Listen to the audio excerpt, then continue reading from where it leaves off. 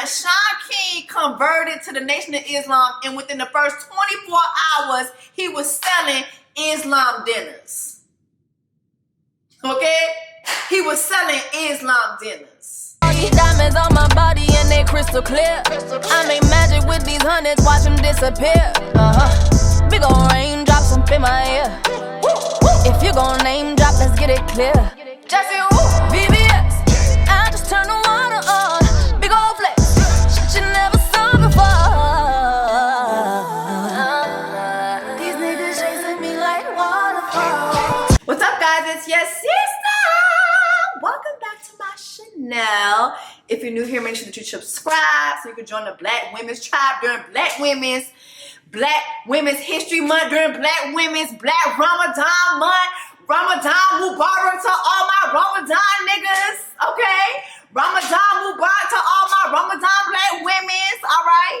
Happy Black Women's Ramadan. With all seriousness, to all of you guys who are Islamic, I have so much respect and love to all of you guys who are Islamic. I stand with you, especially during this time. Like, I stand with y'all. And y'all know exactly what I'm talking about. I stand with y'all 10 toes down. To be honest, when I look at what's happening with people who are Islamic and what's going on in the world right now, I really feel like, you know, y'all and Haitians have a lot of things in common. I saw a tweet the other day where someone said that Haiti is the Gaza of the Caribbean, and I could not agree more. There's so many similarities, you know, and I just want to tell y'all, like, assalamu alaikum, you know, salaikum salam, all that. Like, y'all are my sisters, my brothers. I love y'all, and I'm just sending y'all peace. I'm sending y'all unity. I'm sending y'all love. I'm keeping you guys in my prayers, and I hope that you guys are doing the same for us that are Haitian. Haiti is going through a lot right now. I feel like Haiti is always going through a lot, but you know, there's a lot going on in Haiti right now, and I haven't really been vocal about the things that are happening in Haiti, just because, you know, number one, whenever I've used my voice, you know, to speak on Haitian causes, I feel like I'm always shut out.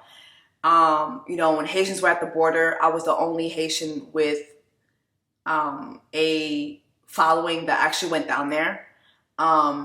Shut out from those conversations too. Nobody has ever acknowledged that. And not saying that I do things for acknowledgement, but it's just so funny, when you do things, you get shut out. When you don't say anything, people still have something to say about you.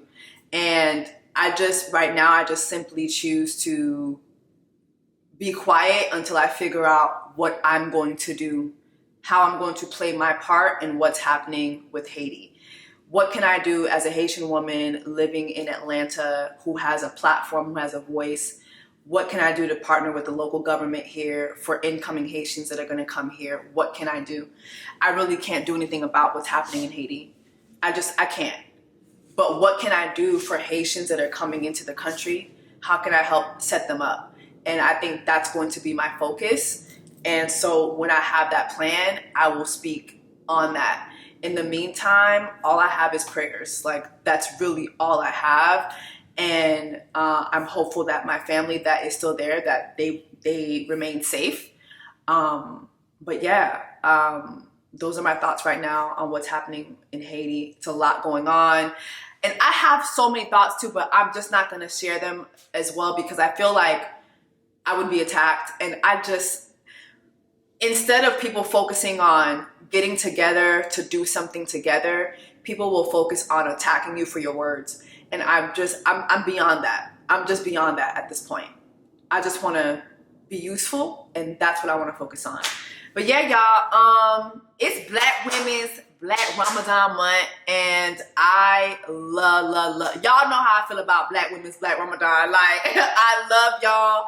Last year, I shared with you guys around this time that one of the sweetest men that I ever met, one of my biggest regrets was not dating Brian, who I met in college, who was Muslim. he honestly is my biggest regret.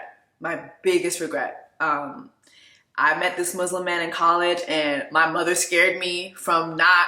She was like, non, one time, you're back when Jesus, c'est not Jesus, no quoi. You know, and so I just was like, I can't be with you. And he wanted me to convert, and maybe I was ready to convert for that man.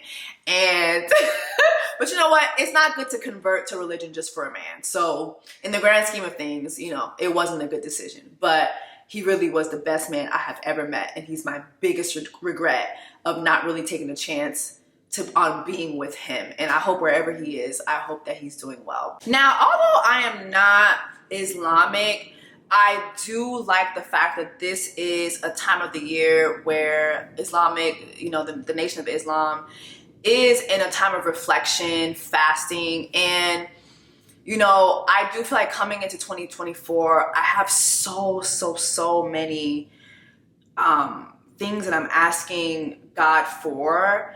And I do feel that I do need to be fasting and praying and reflecting, because I really am relying on God for some things. I need God to really make a way. I have some big goals, and I just need, I need God to make a way and to help me focus. And I just feel like I lack focus. I have a lot of anxiety. I'm very scared. I'm tired. I'm worn. I'm weak. I'm tired. I'm worn. Like, when bouquet fatigué tellement non lo Yo, do y'all know that song? I'm so saved. My grandma used to sing that song.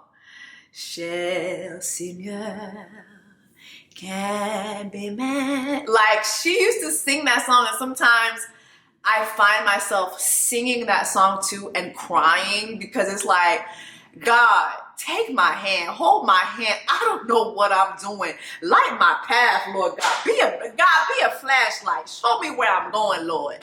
And, you know, maybe as Ramadan is happening, I should take the time to do this as well. Like, this is like the Passover. This is like the Daniel fast, you know? And I feel like, even though, yeah, I'm not Islamic, but we all really have so many similarities. But what I appreciate and love about you guys who are Islamic is your discipline. Your discipline. And I wish to have that discipline in my life. And Brian was someone who displayed that a lot. And I really just, again, he's my biggest regret. But anyway, I feel like I'm ranting. But anyway, I just want to say I love y'all. I love y'all from the bottom of my heart. I love you all who are Islamic, and I stand with you.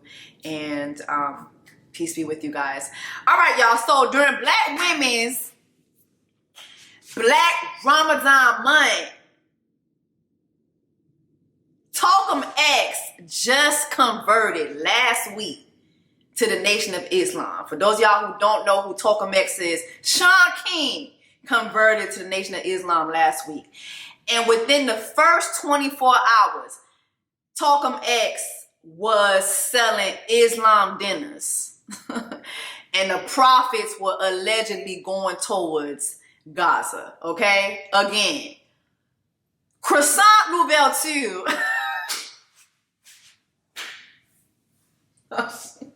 Somebody in Amanda Seals comment section called Shaun King Croissant Louverture. And when I tell you, I was on the floor. I said, not my ancestor coming in. I never see people use Haitian figures like in satire. And when I saw that shit, I was like, oh my God, the brilliance, the brilliance of that fucking joke. Like, it's crazy. But during Black Women's Black Ramadan month, Shaun King converted to the Nation of Islam. And within the first 24 hours, he was selling Islam dinners. Okay? He was selling Islam dinners. Okay? And the proceeds was going to Gaza. All right? During Black Women's Black Ramadan month.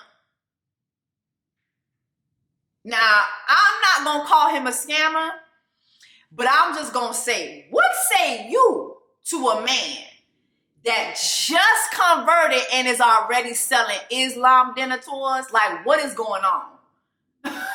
He already doing a Ramadan tour. Like, let's be for real, y'all. How many instances of this do we need to see Croissant Nouvelle 2 do for us to say, all right, something in the milk ain't clean? And so I guess Amanda Seales had taken a couple days off of social media, and she came to social media and she posted this.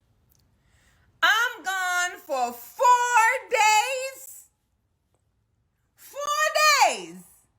And this what I come back to. Yo. Salama scam. I know that's what people are going to say. What I miss, y'all, leave it in the comments. I'm back. Somebody else in the comments said, oh my God, now he turning Ramadan into Scamadon. I'm so I can't. Y'all, it is Macklemore immediately coming into the comment section of Amanda Seales' page to say this. Just to be transparent, I pulled out of this earlier in the week. A dear friend was putting the fundraiser on. All proceeds, to my understanding, were going towards families in Palestine. I never felt comfortable with the centering of the flyer. Lesson learned moving forward. You got you got Macklemore fighting for his life in comment sections. And my thing is, so Shaun King still had this flyer up knowing damn well Macklemore had pulled out of this. Again, what do y'all need to finally come to terms with the fact that everybody ain't lying about this man? Everybody cannot be lying about this Karen Civil ass nigga. Like, I'm sorry, like, everybody cannot be lying. And is he a nigga? Everybody can't be lying about this wigger nigga. I don't know what is going on, but everybody can't be lying, okay? And even if he's not who he seems to be, I just think it says a lot about a person to convert to a religion and then immediately the next day drop tour tickets. Like, that is just not it. That's not it, y'all. That's not it. That's not it. Drop down in the comments and let me know your thoughts on Croissant Nouvelle 2 and his Ramadan dinner ticket sale. Y'all going? Y'all going to the Ramadan tour?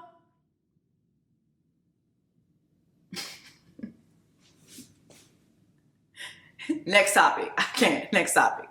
Oh my God, before I forget, now for those of y'all who are not going on a Ramadan tour and still feel like spending money, please join me in Cartagena, Colombia in June, child. We going on my first Woocation.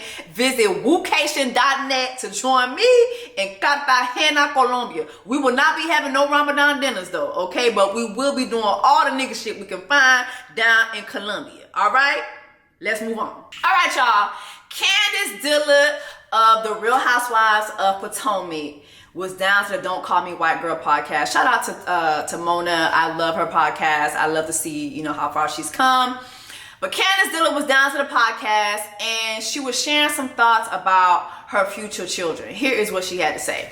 One thing I will say, I do have a fear of having light-skinned children. Ooh. I want my kids to be brown. Yeah.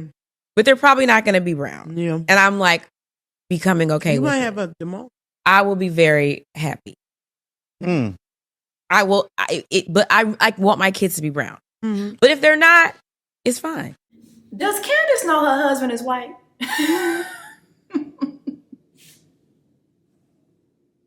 Candiace, your husband is white. Your husband is from the mountains of Caucasus, okay? What were you expecting when you got with that man with a pink penis? What were you expecting? When you get with a man with a pink penis, just know there is a chance that your kids will come out 50% melanated and 50% pink fingers. Like, it's just a thing, okay? It's just a thing. We just have to really come to terms with that, all right? But also, girl, a lot of black women who be with like white men, and because I've never heard black men have this type of concern when they are dating white women. Child, they be down for the swirl. They be down for swirly children. They be down for bi-Rachels. Like, when black men get with white women's, they want bi-Rachel children. That's what they want. They want bi-Rachels. They want bi-Rachels, okay? I never hear this concern coming from black men. Black women, when y'all are getting with these white men, I just want y'all to know, them white genes be fighting, okay? Them white genes be fighting. And just think about it. Think about it this way. When black people get into it with white people, throughout history, who wins? Exactly. Okay? Them white genes be fighting. Okay? Them white genes be fighting. And they got a strong fight. They got a strong and long. Most likely when you get with a white man's, you gonna have bi-Rachels. You're gonna have some bi-Rachel children. Okay? You're gonna have some bi-Rachels. That's just the way it is set up. I saw a lot of people saying, oh, Candiace has a lot of self-hatred. I don't see it that way. Candiace is not the first black woman I've actually heard say this. Like, I've heard black women who get with white men say this before. Like, damn, I'm really worried about how my children are going to look. I want them to look like me. And I've never been with a white man, but I've thought about that before too. Like, dang, if I do get with a white man, my kids are not gonna look like me. And I really want black children. Like, that's what I really want. But at what expense? Because I have yet to find, child, that's a whole other conversation, but I have yet to find a healthy relationship with a black man. So I don't know. Like, I don't know where that's gonna go. But I don't feel that this is an example of self-hatred.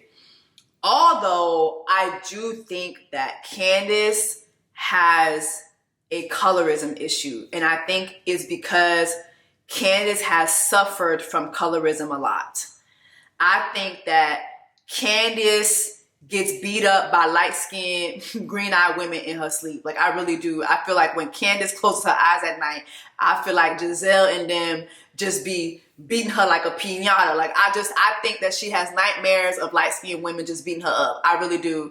I think that there's some trauma there. We've seen it displayed on Real Housewives of Potomac.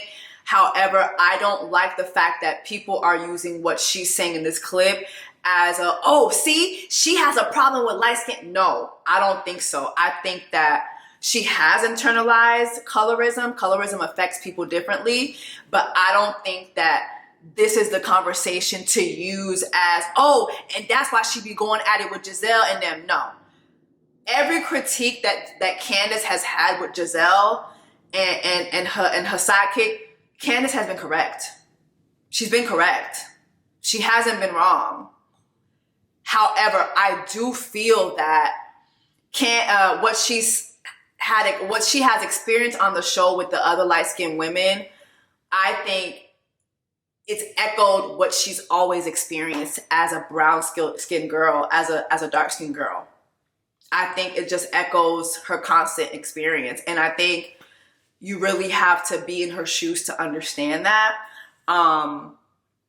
But yeah, people are eating her up about this. And I don't think what she said is wrong, but I do see the whole, well, girl, your husband is white. What were you expecting? Like, your kids might come out white. Like, it's kind of like that time where Kanye and Kim were having this conversation, and Kanye was like, you're gonna have black kids, and Kim was like, no, I'm gonna have kids with a variation of skin tones. No, bitch, you're having black children, right?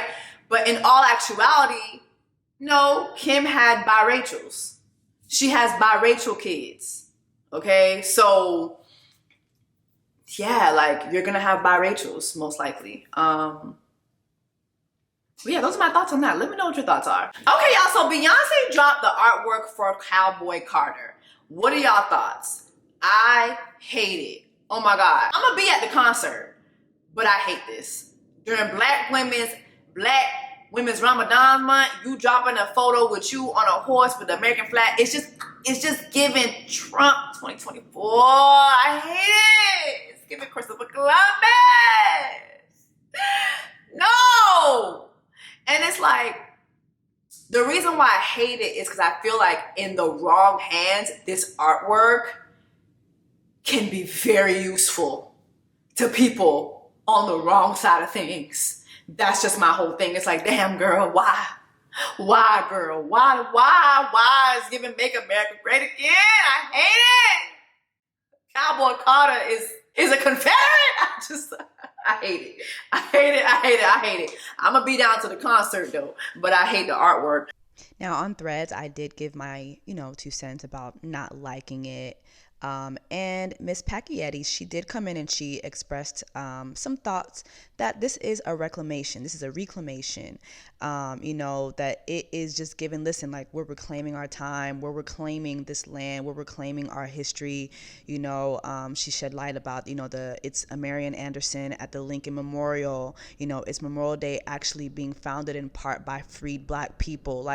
And when you look at it from that point of view, it does make me look at it different. I was having a back and forth the other day with someone who was Black American. I was like, listen, Black Americans, they're Black, they're American. This is the land of the Blacks.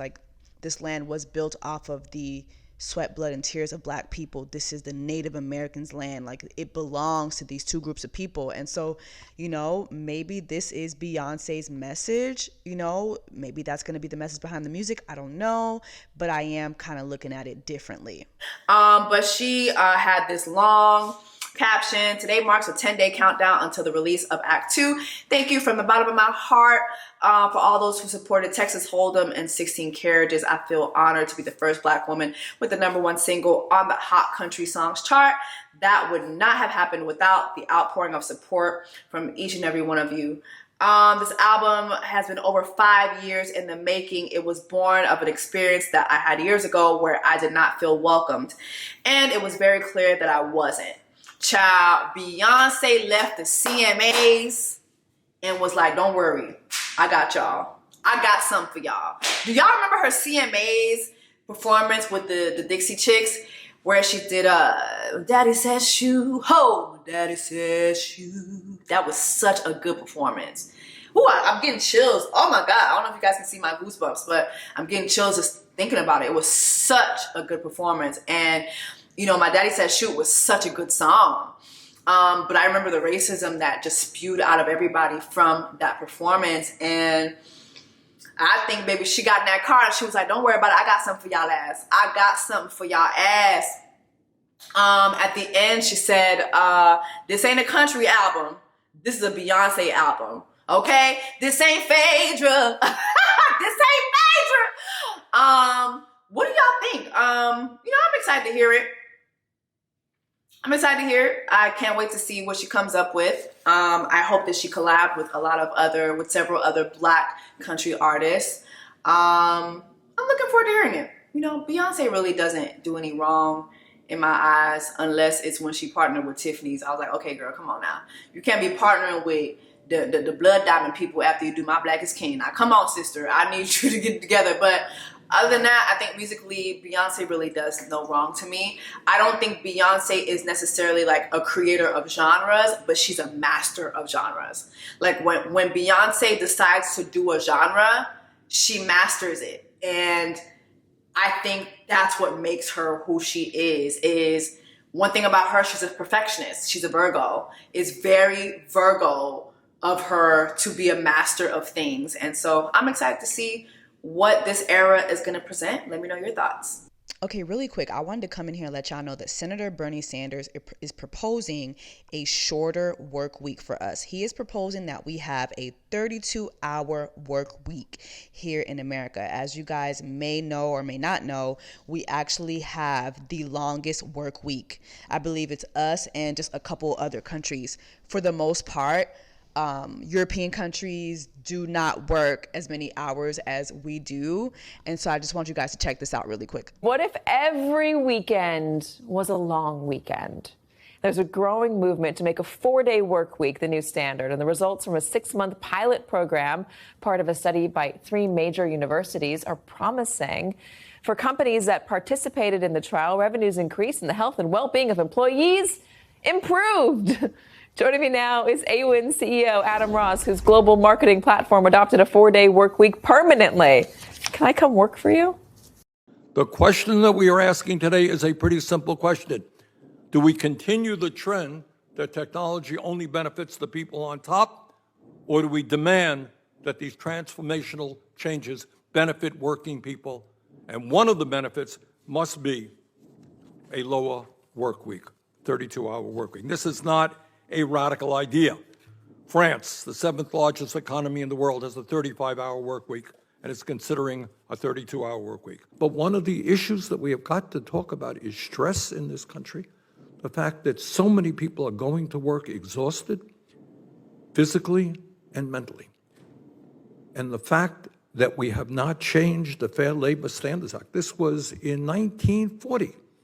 We came up with a 40-hour work week. 1940. Who is going to deny that the economy has not fundamentally and radically changed over that period of time? Did y'all hear that? It's been almost 100 years since we've actually adopted this 40-hour work week. That's insane.